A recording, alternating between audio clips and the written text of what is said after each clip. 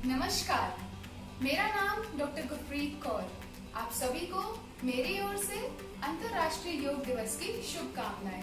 आओ योग अपनाएं, देश को स्वस्थ बनाएं, जीवन की उम्र बढ़ाएं। आओ सभी योग अपनाएं। इस वीडियो में हम आपको सर्वांग आसन करने की विधि, फायदे और सावधानियों के बारे में बताएंगे। सर्वांग आसन। इस आसन का अभ्यास से शरीर का प्रत्येक अंग स्वस्थ बना रहता है तथा इसके अभ्यास से सभी अंगों की चेष्टा रहती है। बच्चों, विद्यार्थियों और युवाओं के लिए यह एक खास अभ्यास है। इस आसन को करने से पहले आपकी बॉडी वार्म्ड अप होनी चाहिए। इसके अभ्यास के लिए सर्वप्रथम आसनी पर पीठ के बल लेट जाते हैं। पैर सामने फैले हुए, दोनों हाथ बाजू में फैले होते हैं। दोनों हाथ की हथेलियां जमीन की ओर। अब दोनों पैर ऊपर की ओर धीरे धीरे उठाते हैं। पहले 30 डिग्री, फिर 60 डिग्री, फिर 90 डिग्री, फिर 160 डिग्री तक।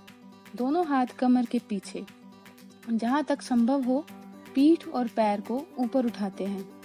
घुटने सीधे, एड़ी से एड़ी मिली हुई, अंगूठे से अंगूठा मिला हुआ। श्वासों की गति सामान्य। शरीर का पूरा भार धीरे धीरे कंधे पर लाते हैं।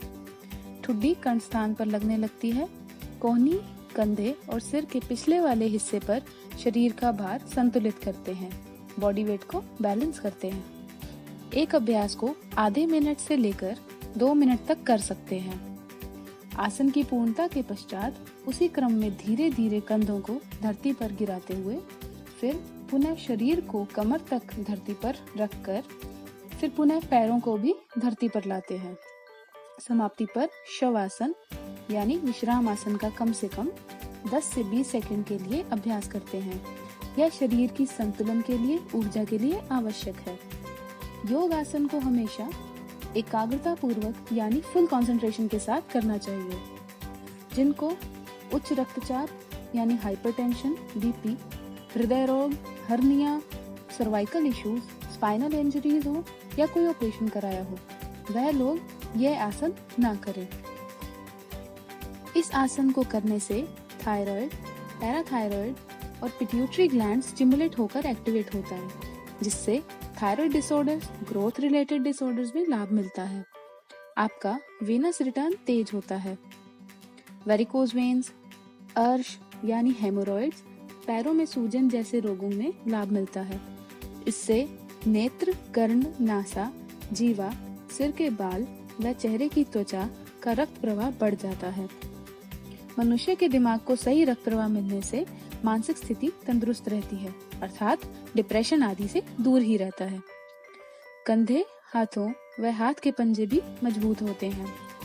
इससे महिलाओं एवं पुरुष दोनों के रिप्रोडक्टिव सिस्टम को लाभ मिलता है। जैसा कि आप सब जानते हैं, कोविड-19 के चलते सरकार द्वारा पूर्ण देश में लॉकडाउन घोषित कर दिया गया है। इस दौरान आप लोग डिप्रेशन में न आएंगे। अपनी मेंटल स्टेबिलिटी का ध्यान रखिए। मेंटल स्ट्रेंथ उतनी ही जरूरी है जितनी की फिजिकल स्ट्रेंथ।